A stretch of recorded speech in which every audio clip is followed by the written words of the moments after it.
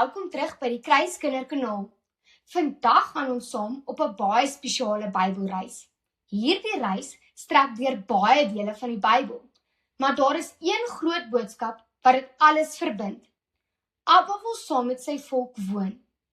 Voor ons storie begin, gaan ons 'n spesiale Hebreëse woord leer. Die woord is Yitro. Kom ons sê dit saam.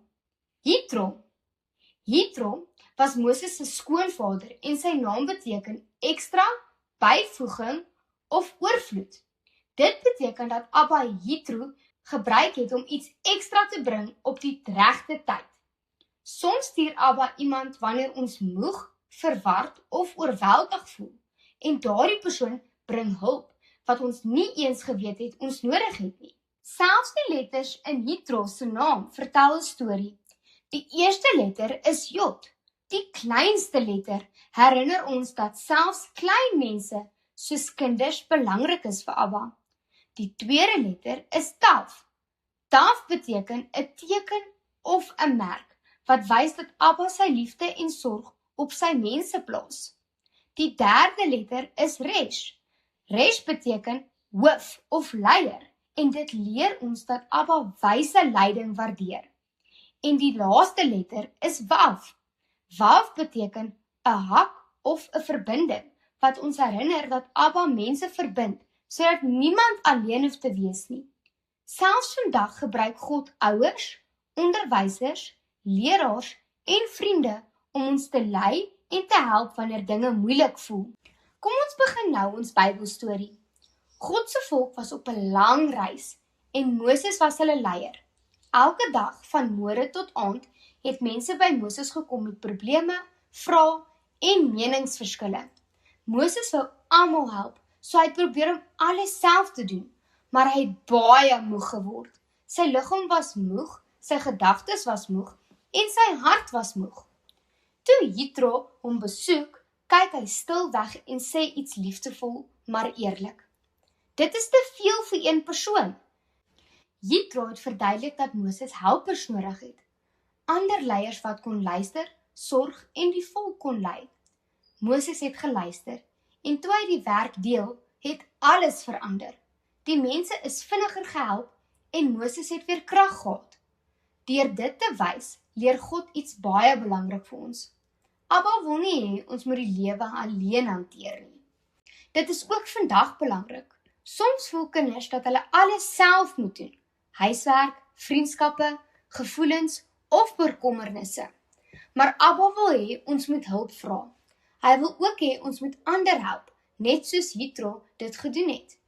Terwyl die reis voortgegaan het, het Abba sy volk na berg Sinaï gelei.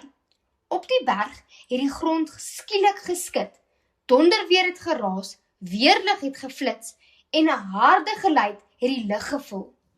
Abba het aan die volk gewys dat hy magtig en heilig is. Maar hy het dit nie gedoen om hulle bang te maak nie. Hy wou hê hulle moes verstaan hoe spesiaal dit is, dat die groot Abba van die hemel gekies het om naby hulle te wees. Toe het Abba die 10 gebooie gegee. Dit was nie streng reëls om hulle te straf nie. Dit was liefdevolle instruksies wat die volk geleer het hoe om veilig en vriendelik as Abba se familie te leef. Die instruksies wys ons hoe om Abba lief te hê, ouers te eer, die waarheid te praat en ander te sorg. Moses het aan die volk gesê, moenie bang wees nie. God het hulle nie weggestoot nie. Hy het hulle geleer hoe om elke dag met hom saam te wandel. Dit is vandag nog steeds waar. Reëls by die huis, by die skool en in die kerk help ons om in vrede te leef. Hulle leer ons hoe om ander vriendelik te behandel en hou ons veilig. Abba se leiding is altyd vol liefde. Baie jare later het 'n man genaamd Jesaja 'n kragtige visioen gehad. In Jesaja 6 het hy God op sy troon gesien, heilig, helder en magtig. Jesaja het klein en onwaardig gevoel, maar in plaas daarvan om hom weg te stuur, het Abba sy hart skoon gemaak en hom genooi om te dien.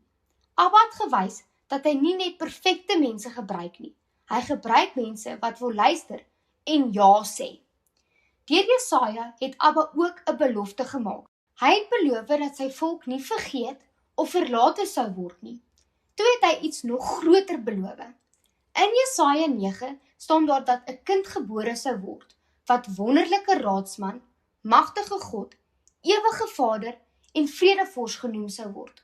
God het beloof dat hy selfs nader aan sy volk sou kom. En Abba het daardie belofte gehou. Maats, kan ons raai wie dit is? Yeshua. Yeshua het gekom, hy het saam met sy mense geloop, saam met hulle geëet, saam met hulle gelag, die siektes genees en kinders verwelkom. Hy het gewys hoe Abba regtig is, vriendelik, sag en vol liefde. Maar toe gebeur iets baie hartseer. Yeshua is gevange geneem en aan die kruis gesterf. Alles het so verlore gevoel en baie mense was bang en moedeloos. Maar Abba het steeds die storie gelei. Op die 3de dag was die graf leeg. Yeshua was lewendig. Hy het sonde en die dood oorwin. En voor hy hemel toe gegaan het, het Yeshua vir sy volgelinge gesê om die goeie nuus te vertel. Toe het hy 'n belofte gemaak wat alles verander. Ek is altyd by julle. Dit beteken, Yeshua is by ons by die huis, by die skool, wanneer ons gelukkig is, en selfs wanneer ons bang of alleen voel. Met Yeshua in ons harte is ons nooit alleen nie. Die Bybel sê, ons groei deur Abba se woord te leer, net soos babas groei deur melk te drink. Dit sê ook dat ons soos lewende klippe is, wat saam gebou word in Abba se huis. Dit beteken, Abba woon nie net in 'n gebou nie. Hy woon saam met sy volk. Hy woon in ons harte, in ons keuses en in die manier waarop ons mekaar liefhet. So vandag behoort jy aan Abba. Jy is deel van sy familie.